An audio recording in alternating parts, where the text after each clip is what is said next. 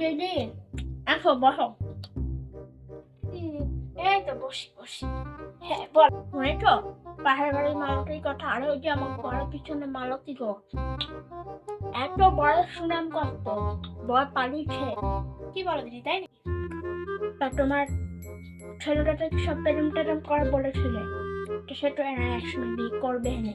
তাই তোমার মেয়েটার তো অনেক পড়াশোনা, তার তো বেটা বলো না দিদি, ভালো পাত্র পাচ্ছি না, তাই জন্য তো বিয়েটা দিতে পারছি না।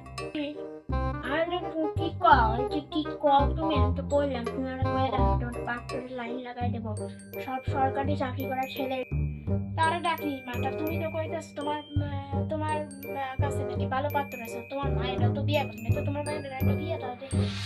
না গো দিদি, আমার মায়ের তো বয়স নাই, আর একটু বয়স হোক তারপর একটা বিয়া দিব, এনে দেখবে একটু দেখার মতো গরম। আরে ও ডাকিনি মা দিদি, ও ডাকিনি মা দিদি, হ্যাঁ দিদি বলো।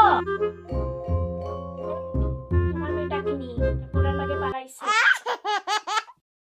কিছু বলে আমি দিদি